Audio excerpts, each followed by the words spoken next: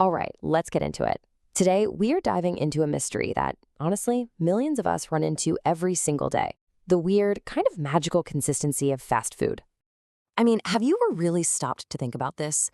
How is it that a Big Mac in Bangkok tastes exactly like one in Oklahoma? You know that feeling, right? You're somewhere totally new, maybe a whole different country, you spot those golden arches, and boom, instant comfort. You know precisely what you're gonna get. It's this bizarre global constant. So, how on earth do they pull that off? Well, it all boils down to one simple business idea. The entire global fast food machine is built on one thing: managing your expectations. That comforting, predictable sameness, that's not some happy accident. Nope, it's the whole shebang. It's the entire point. So let's dig in. The consistency question: how do they actually do it? Well, it's not just about having the same recipe book. Oh no. It's a massive, meticulously designed system, basically an industrial scale blueprint for making sure nothing is ever a surprise. And we are going to take it apart piece by piece. All right, next up, the standardization blueprint. So, the simple answer, the real foundation of this whole thing, it's a 4-part blueprint. And I mean, this thing controls every single aspect of your experience. We're talking from the exact placement of the pickle on the burger all the way to the smile of the person handing you the bag. Okay, so here they are, the 4 pillars. First up, you have standardized goods. This is super simple. Every single franchise gets the exact same ingredients from the same pre-approved suppliers. No exceptions. Then there's standardized training. Every employee, no matter where they are in the world, is taught the exact same procedure for every little task. Next, you've got standardized facilities. The equipment, everything from the fryer to the soda machine is absolutely identical. And finally, the glue that holds it all together: quality assurance. There are constant checks, always, to make sure everyone is following that blueprint to the letter. This really puts it all into perspective. Think about cooking at home. It's an art, right? You're using fresh ingredients, they're always a little different, you estimate, you taste as you go, and every time you make the dish, it's a little bit unique. But fast food, that's pure science. The ingredients, they're frozen, they're pre-portioned down to the gram. The tools are super specialized. We're talking things like clamshell grills that cook both sides of a burger patty at the exact same time. And the whole process is run by timers and measured pumps. The outcome? Well, it's identical. Every single time. Okay, moving on to manufacturing taste. But here's the thing. This whole system, it goes so much deeper than just standard kitchen rules. To get that level of almost spooky consistency, you have to actually engineer the food itself long before it ever even gets close to a restaurant.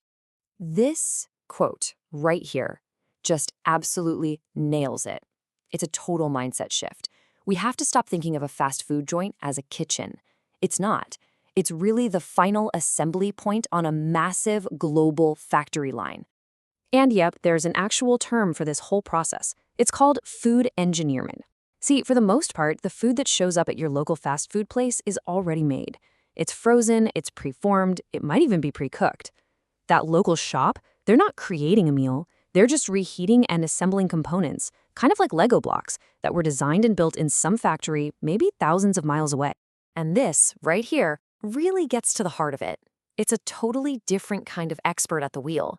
You know, a chef's goal is to use their art to make a delicious, unique dish with fresh ingredients. But a food scientist, their goal is completely different.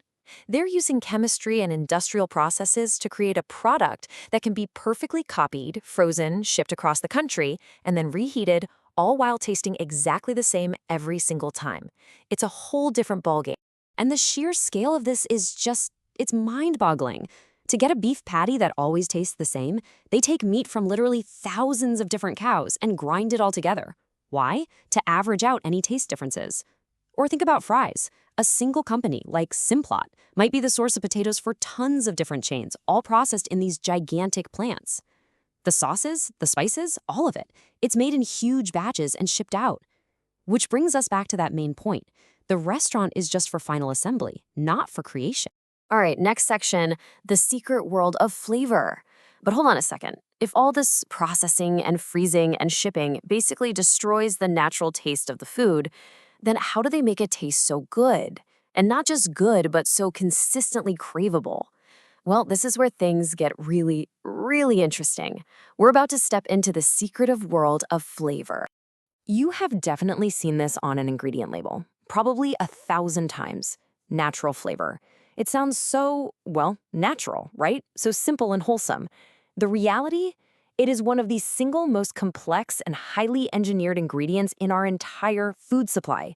So you want to know what it takes to create that perfect strawberry milkshake taste? Look at this. You're not actually tasting strawberries. What you're tasting is a very precise chemical cocktail. It includes things like amyl acetate, benzyl isobutyrate, ethyl heptanoate, and that's just a tiny handful of the dozens of chemical compounds that are all mixed together to perfectly trick your brain into thinking strawberry. So what's the big takeaway here? That delicious, super craveable taste of your favorite fast food. It's not coming from a chef in a kitchen, not even close. It's coming from a highly secretive, multi-billion-dollar industry, from chemical plants, a lot of them clustered along the New Jersey Turnpike, that literally design the taste of pretty much all the processed food we eat. And this might be the craziest part of all. You know the difference between natural and artificial flavor? A lot of the time, it's just marketing. For real. Take the chemical that gives bananas their signature flavor. It's called amyl acetate. Now, if a scientist distills that chemical from an actual banana, they can legally call it natural flavor. But if they create the exact same chemical molecule in a lab by mixing other stuff together, they have to call it artificial flavor. The chemical you end up eating is 100% identical. The only real difference is how it was made and how much it costs. Okay, last big section, the system of sameness. So at this point, we know the what. It's industrial food engineering. And we know the how. It's done with this incredible flavor science. But the biggest question of all is still, why? Why go to all this trouble? Well, the answer is a really powerful idea that, honestly, defines a huge part of our modern world. The term for it is McDonaldization. A sociologist named George Ritzer came up with it, and it's this idea that the basic principles of a fast food restaurant have kind of taken over almost every part of our society, and it all breaks down into 4 main components. First up is efficiency. This one's pretty simple. It's all about finding the absolute quickest, most streamlined way to get from point A to point B. For you, the customer, that's getting from hungry to full. For the business, it's getting from order taken to payment received. In this system, every single wasted second is seen as a major flaw. Number 2 is calculability. This is all about focusing on things you can count. It's the idea that quantity equals quality. Think about it. We're encouraged to judge the value based on the size of the burger, how many fries we get, and how low the price is. Not on some fuzzy subjective thing like flavor or atmosphere. Here, bigger is always better. Third, we have predictability. And honestly, this is the main promise, the thing we've been talking about this whole time. The golden rule is no surprises, ever. The Big Mac you eat today will be the exact same Big Mac you eat next year or on a completely different continent. It's all about eliminating every last bit of uncertainty. And the final piece of the puzzle is control. This is all about minimizing the messiness of human beings. See, human skill can vary from person to person. It's unpredictable. So it gets replaced by non-human technology that is always the same. We're talking automated fryers that know exactly when to lift the basket, timers for everything, sauce dispensers that give the exact same amount every time.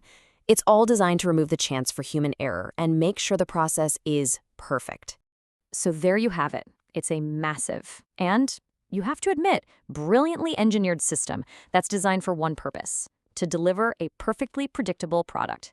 It is super efficient, it's affordable, and it is always the same. Which of course leaves us with one big question to chew on. Now that you've seen the entire machine behind the meal, is that comfort of consistency actually worth it?